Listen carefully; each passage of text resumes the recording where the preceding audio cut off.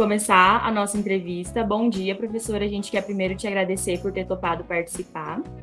E a gente vai começar com algumas perguntas sobre a sua formação acadêmica em higiene e segurança do trabalho. Eu vou começar primeiro. A gente queria saber um pouquinho sobre a trajetória da senhora no curso, até mesmo no profissional, se for uma área de atuação. E a gente quer saber um pouco sobre a sua formação acadêmica, quer que a gente conte um pouco sobre a data, né, e a instituição que a senhora iniciou e concluiu o curso. Bom dia, eu sou engenheira civil, eu formei no ano de 2007 pela Universidade Federal do Mato Grosso do Sul. Eu fiz a minha especialização em engenharia de segurança do trabalho, em 2008 eu já comecei, logo depois de formada, eu já resolvi fazer essa especialização. Eu estava no ritmo de estudos, e aí, para eu não perder o ritmo, eu falei assim, já vou fazer uma pós. E eu escolhi segurança do trabalho porque, dentre as pós que tinha aqui em Campo Grande, tinha segurança, tinha uma que era de gerenciamento de obra, alguma coisa assim. A de segurança, ela era profissionalizante. Então, assim, eu sou engenheira civil e engenheira de segurança. Eu posso atuar tanto na civil como na segurança do trabalho. Então, isso para mim, eu estava acabando de formar, medo de ficar desempregada, assim, tudo. Eu falei, bom, vou fazer segurança, porque qualquer coisa eu tenho duas opções, Então, eu escolhi mais por isso mesmo. E desde quando eu formei, minha turma 2007, mas a minha formatura foi em 2008, que eu colei grau, tudo, que eu realmente virei engenheira. Aí eu me formei, eu trabalhava numa empresa, eu era estagiária numa empresa de pavimentação. Eu fui contratada para essa empresa, trabalhei 1 ano nessa empresa em pavimentação de vias aqui em Campo Grande. Depois eu saí dessa empresa e fui trabalhar numa outra com a parte documental, fazia mais serviços burocráticos da engenharia. E depois disso, em 2011, eu passei no concurso do IF. Agora, em julho de 2021, vou fazer 10 anos que eu sou servidora do IF já. Então, assim, praticamente a minha trajetória profissional está dentro do IF. Meu primeiro concurso, eu era engenheira civil, passei como técnica, fui engenheira civil durante 5 anos na reitoria. Aí eu trabalhava mais com fiscalização de obra. Então, assim, a gente fiscalizava essa parte da construção civil e fiscalizava também essa questão de segurança do trabalho também. Aí, em 2016, 2015, teve um outro concurso do IF para docente, aí eu fiz, passei, e em 2016 eu virei professora, e estou até hoje. Então, praticamente, a minha trajetória profissional é dentro do IF. Então, a sua atuação hoje é como professora no Instituto. Tem alguma ligação com segurança do trabalho ou não? A ligação que eu tenho é que eu dou aula dessa disciplina, que somente essa, porque pelo fato de eu ser docente, eu sou dedicação exclusiva, então eu só posso trabalhar para o IF. Então, assim, a minha ligação com a segurança hoje em dia é só dar aula mesmo. Entendi. E nunca teve outra, então? A senhora nunca atuou fora da... Não, como engenheira de segurança, não. Só como engenheira civil. Eu vou perguntar sobre a atuação nessa área, mas, na sua opinião, professora, qual é a importância da higiene e segurança do trabalho em ambientes profissionais? Muito importante, porque a higiene e segurança do trabalho, ela atua na prevenção do acidente. E todo mundo, em qualquer ambiente de trabalho, está suscetível, a sofrer um acidente, independente de trabalhar em obra, de trabalhar em escritório, e a gente tem que prevenir para evitar afastamento, para evitar sobrecarga de uma outra pessoa, e assim a gente vai prevenindo o acidente de trabalho e melhorando o bem-estar e a qualidade das pessoas, como, por exemplo, que melhora isso?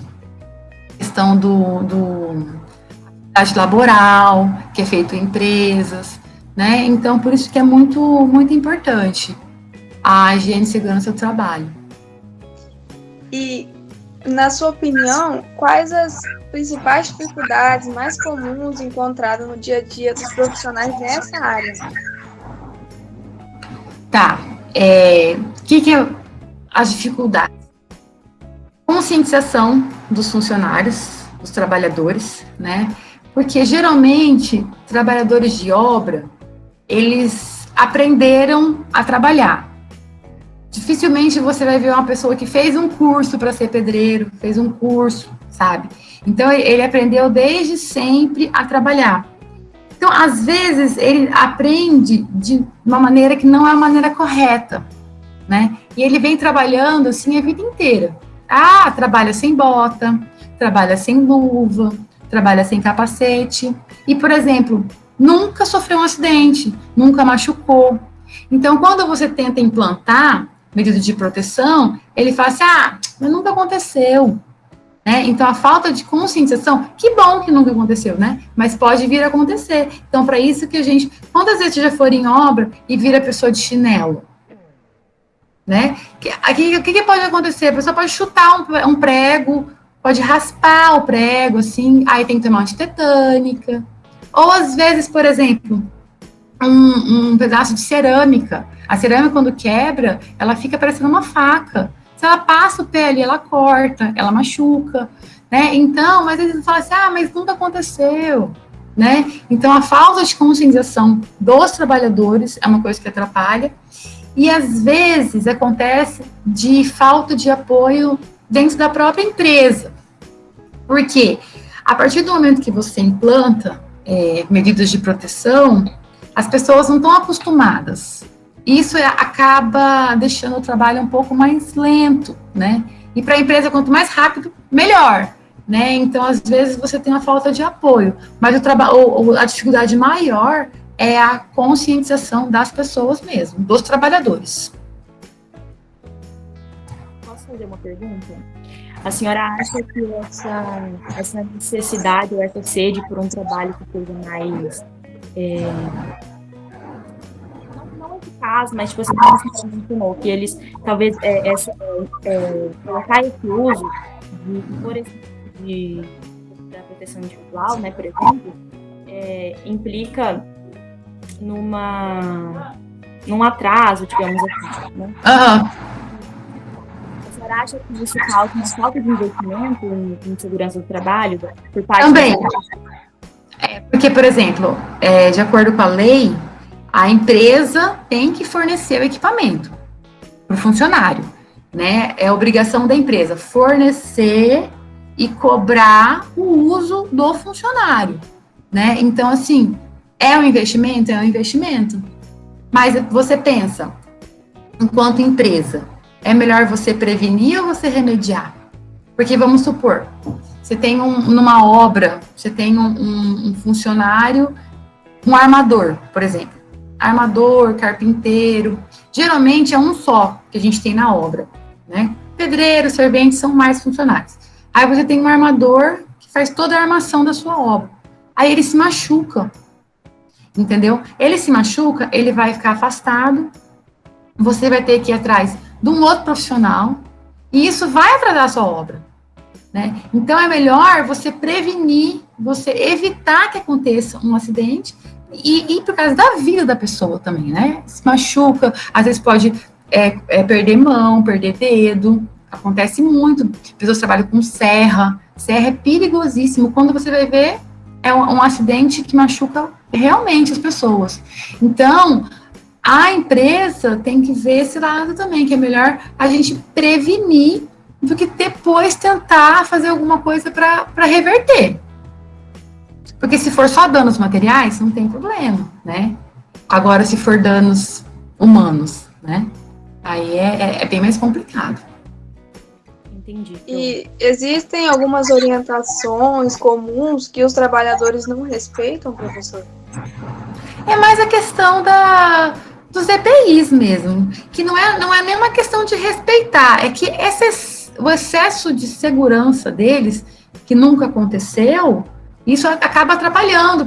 Nunca aconteceu nada.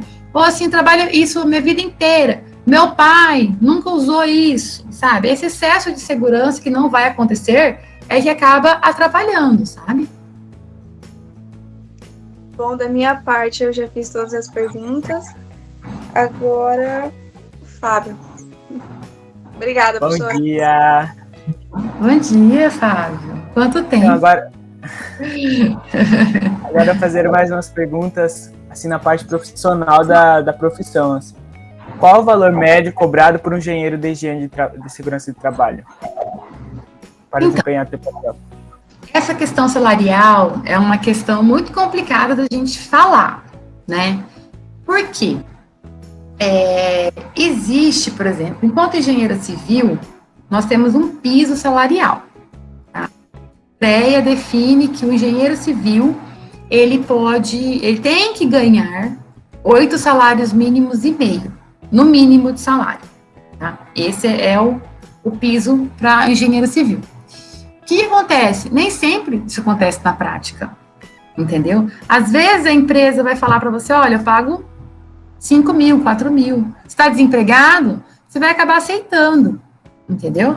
E assim, esses dias aconteceu uma coisa teve um edital para engenheiro civil para trabalhar em Jaraguari.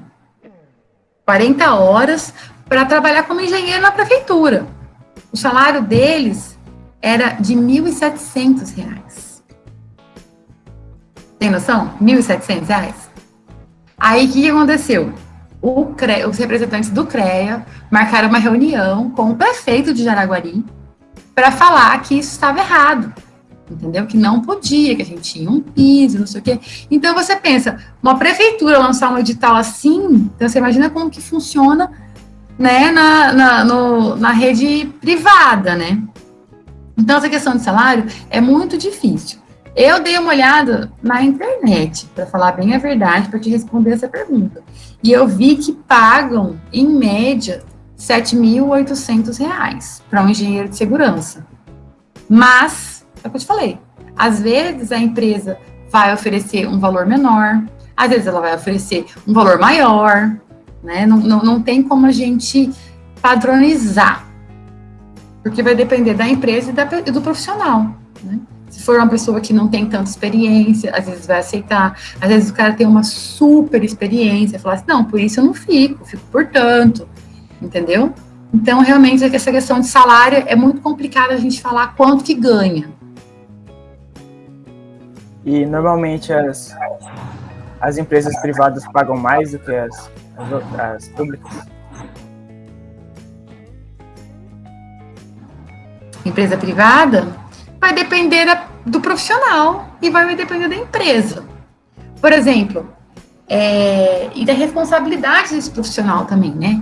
Então, vai depender da empresa, da responsabilidade, do gabarito do profissional, tudo isso depende. Entendi, a remuneração então varia bastante.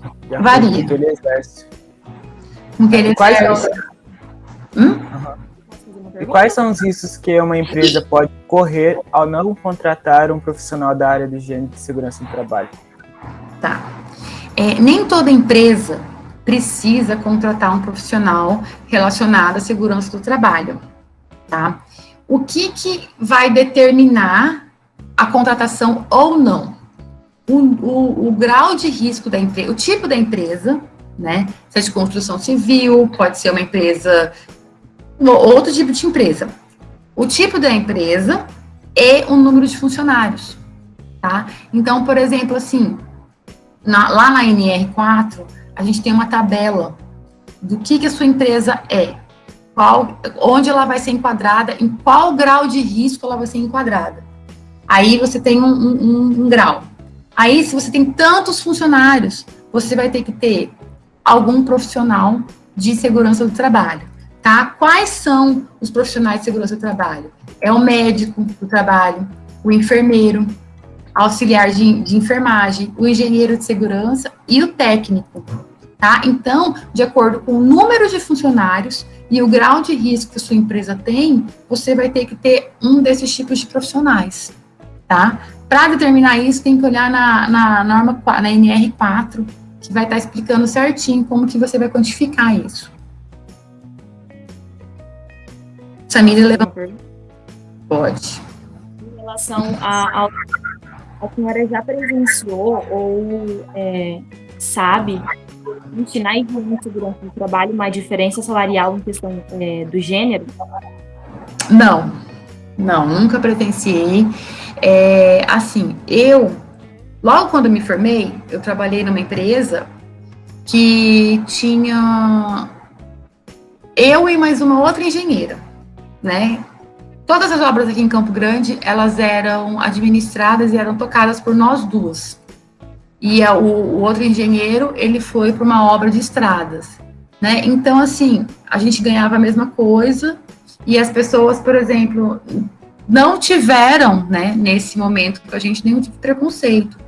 Porque, por exemplo, se você quisesse trabalhar em Campo Grande, seria com mulher. Então, os profissionais, eles aceitavam, eles respeitavam, né? Então, assim, comigo eu nunca presenciei. Entendi, pronto. Obrigada. O que varia muito no valor do salário do profissional é o currículo dele, né? Também. Porque, às vezes, uma pessoa super gabaritada naquela área vai receber mais do que um recém-formado, né? Porque ele vai ter mais coisas a oferecer. Então, assim, eu vejo que tem diferença com relação a isso. E no órgão público, você não tem como fazer esse tipo de seleção. Um engenheiro vai ganhar tantos, independente do currículo dele. É técnico, administrativo, o salário é tal. Ele pode ser um recém-formado ou ele pode ser uma pessoa com 30 anos de carreira. Ele vai ganhar aquele valor. Então, no serviço público, não tem como você diferenciar. Numa empresa privada, você já tem como você pagar, porque você não tem que prestar conta daquilo para ninguém, né? O governo, ele precisa prestar conta do dinheiro que ele gasta. Então, ele tem que fixar, tem que ser coisas fixas e padronizadas. Acho que isso acontece na maioria das profissões, né? Essa questão de... Sim. Por isso que, assim, quando a pessoa é recém-formada, às vezes ela se submete a receber menos por conta disso, porque ela não tem tanta coisa, não tem uma bagagem, né, a oferecer para essa empresa. Então, às vezes, as pessoas se submetem a isso mesmo, até para adquirir uma experiência, né? Eu acho que as profissões mesmo. Obrigada. Infelizmente, né? E a senhora acha que com o passar do tempo, assim, do avanço, assim, os trabalhadores estão ouvindo mais agora os engenheiros, os técnicos? Porque, tipo, antigamente eles não ouviam, né? Não. Assim, vai depender da pessoa, né? Por exemplo, grandes empresas, eles fazem semanalmente, fazem palestras com esses funcionários, tem um momento com esses funcionários, um momento da segurança do trabalho, onde eles vão tudo pro canteiro, né? Aí é feita uma palestra, mostra para esses funcionários acidentes, né? Mostra as consequências desses acidentes, né? Porque a partir do momento que você fala, vai acontecer isso com você, talvez a pessoa fique meio receosa, né? Então, hoje em dia as pessoas estão se conscientizando mais. Por exemplo, tem mais profissionais atuando, tem mais fiscalização, né? Hoje em dia, as pessoas estão mais conscientes. Por exemplo, elas denunciam a empresa que não cumpre, né? Então, as pessoas estão mais conscientes hoje em dia, sim. Entendi. E quando há denúncias, né, a empresa fica preocupada com os trabalhadores e meio que obrigam eles a cumprir com o que é pedido, né? Porque como eu falei para vocês, é obrigação da empresa fornecer o equipamento e cobrar que o funcionário use. Então, assim, por quê? Depois que tem um acidente de trabalho, aí vão investigar de quem que é a responsabilidade. Sempre vai cair, a empresa vai ser responsável porque, por exemplo, ela forneceu, mas ela cobrou o uso, às vezes ele estava sem o cinto, por exemplo. Né? Teve acidente aqui em Campo Grande que eu vi, que ele caiu do prédio e ele morreu. Estava com cinto na cintura, mas o cinto não estava preso. Entendeu? Então, quem errou? O funcionário e a empresa, né? O funcionário morreu, né? E a empresa não cobrou. Então, por exemplo, a empresa, ela pode falar assim, ó, usa. A empresa pode cobrar, e se o funcionário não usar, ela pode demitir por justa causa o funcionário, né? E nenhum funcionário que seja demitido por justa causa, porque fica na carteira de trabalho dele, que ele foi demitido por justa causa, e isso pode causar problemas para ele arrumar emprego no futuro, né? Existe alguma punição para a empresa quando os funcionários não atendem? Existe. Por exemplo, se bate uma fiscalização nessa obra, chega lá, vai um fiscal e não acha, ele pode embargar a obra.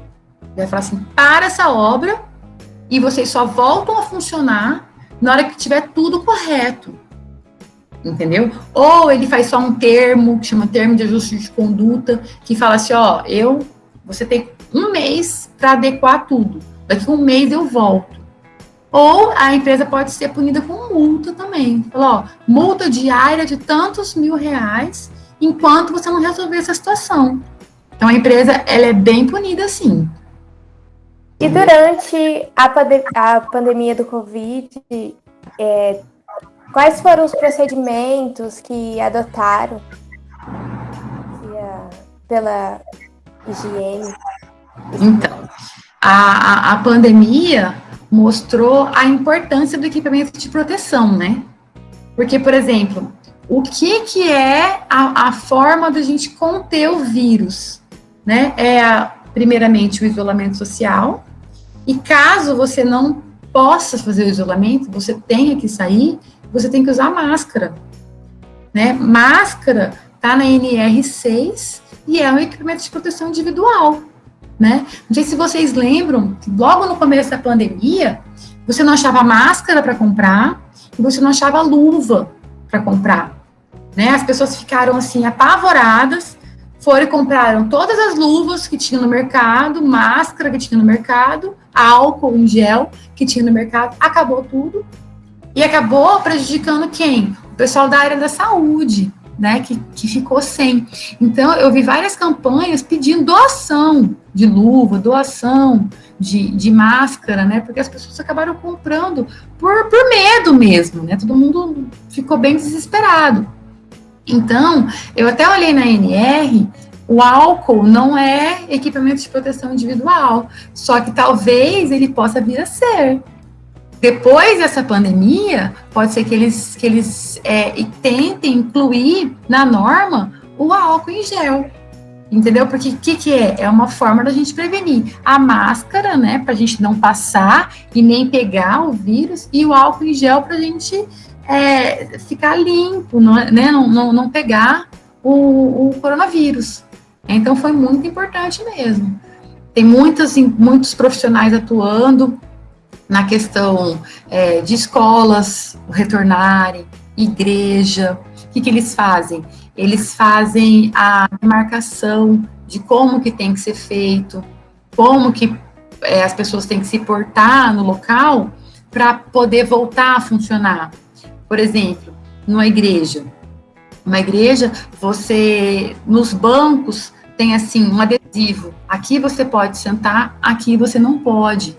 Né? Tudo isso foi feito analisando o local, analisando as pessoas, respeitando o limite, né, de afastamento que nós temos que ter um do outro. E tudo isso foi feito com um profissional de segurança do trabalho. Escolas também, né, como que tem que ser feita. Não sei se vocês já viram, quando o aluno chega, passa gel nele, tira a temperatura, né, para ver se ele não está com febre. Tudo isso foram estudos feitos, né, por profissionais. Quais são as NRs que mais importantes, assim? Então, para a senhora? As NRs mais importantes. É difícil falar qual que é a NR mais importante, porque vai depender do que você trabalha, né? Então, por exemplo, assim, uma construção civil. A construção civil, ela é regida... não, confundi. A construção civil, a ANR mais importante para a construção civil, na minha opinião, é a ANR 6, né, que é a ANR para equipamento de proteção individual. Só que, às vezes, você tem um outro tipo de trabalho, um trabalho, por exemplo, escritório, né? Qual que é o risco maior num escritório? Seria o risco ergonômico, né? Então, você teria que analisar a ANR de ergonomia para aquele ambiente de trabalho, né? Então, todas as NRs são muito importantes, porque elas trabalham, como eu falei para vocês, na prevenção do acidente de trabalho, independente do ambiente de trabalho, né? Então, assim, são 37 NRs que tem. Então, ali você vai falar sobre tudo, sobre todos os ambientes, ambiente hospitalar, ambiente num frigorífico, por exemplo. Frigorífico, os EPIs que usam no frigorífico é diferente dos EPIs utilizados na construção civil, mas os dois são importantes, né? Então, eu acho muito complicado falar assim, qual que é a ANR mais importante? Todas são muito importantes, porque a ANR são obrigações, direitos e deveres que devem ser cumpridos tanto pelos empregados quanto pelos trabalhadores, independente do ambiente de trabalho. Porque quando a gente fala em EPI, fala em acidente, a gente relaciona muito com obra, né? A gente tem que ver que essas normas regulamentadoras são para todos os ambientes, não só para a construção civil. Bom, Entendi. Obrigada. De nada. a gente chegou no final da nossa entrevista, e aí a gente queria saber um pouquinho sobre uma dica profissional para alguém que queira seguir essa área, né, de higiene e segurança do trabalho, assim, baseado na experiência da senhora, ou se qualquer interesse que a senhora tenha. Olha, uma dica é estudem e estejam sempre se qualificando. Sempre, sempre, sempre. Essa questão de acidente são coisas que acontecem diariamente. Não, nunca aconteceu esse tipo de acidente, vai ter que ser estudado, vai ter que ser analisado como que pode ser evitado. Então, você tem que estar em constante atualização no site do Ministério do Trabalho, né? Lá você tem acesso a todas as normas atualizadas, né? Eu sempre falo na minha aula, assim, para não baixar a norma. Eu vou baixar essa norma, vou deixar salva no meu computador. Não faça isso, porque às vezes você vai pegar uma norma que não está atualizada, né? Então, sempre esteja atentos às atualizações. Finalizar. Obrigada por contar a experiência da senhora para a gente, por nos dar... Espero ter ajudado. Caso vocês precisem de mais alguma coisa, também estou à disposição. Obrigada, acredito que vai ser útil para todas as pessoas que forem assistir, né? Agregar bastante. Obrigada por compartilhar a experiência da senhora. E é isso, encerramos aqui a nossa entrevista. Obrigada e bom dia.